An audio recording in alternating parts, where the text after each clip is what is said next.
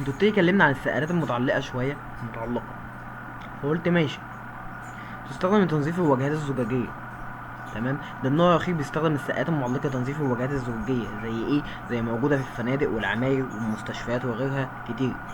يجب أن تتحمل وتتحمل، تمام، حبال الربط اللي بتنزل من فوق 6 أمثال الحمولة القصوى للسقالة، تمام، بما فيها وزن السقالة، مثل السقالة اللي عندي بالناس، تمام، اللي عليها،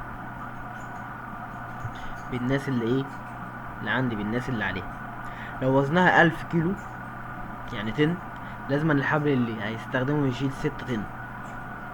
قالك يتم ربط العاملين عليها بواسطة حبل وباراشوت. يتم ربط العاملين عليها بواسطة حبل وباراشوت، ويربط الحبل في حامل السقالة في سطح المبنى. يعني ايه؟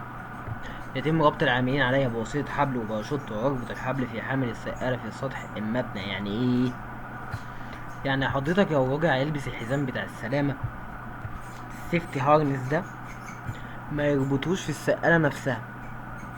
امال هيربطه فين؟ بيبقى فيه ايه؟ زي لايف لاين، في زي لايف لاين. بيتم ربط العاملين عليها بواسطة حبل زائد باراشوت، تمام، يربط الحبل في حامل السقالة في سطح المبنى. يعني ايه؟ يعني حضرتك لو الراجل هيلبس الحزام بتاعه بتاع السلامة، ما يربطش فيه السقالة نفسها. امال هيربط فين؟ هيربط في حاجة، في حاجة كده اسمها ايه؟ لايف لاين. تمام كده، هتبان اكتر في الصورة اللي تحت. وعندي حاجات برضو هنا ايه نتكلم فيها برضو. تمام كده، تمام كده.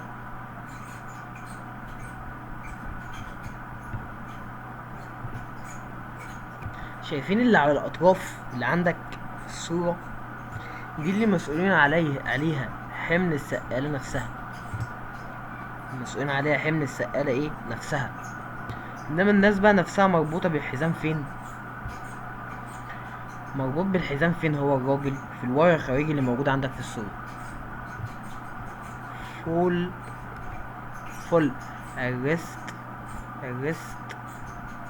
سيستم، نظام السقوط. تمام كده. اهو شايفين لما السقالة اتكسرت الناس اتعلقت ازاي؟ اهو شايفين لما السقالة اتكسرت الناس اتعلقت ازاي؟ فده معناه ان ممنوع ان الناس دي تربط نفسها في السقالة. تمام كده. اظن كده الدنيا تمام، وبيس اوت. شايفين؟ تمام كده.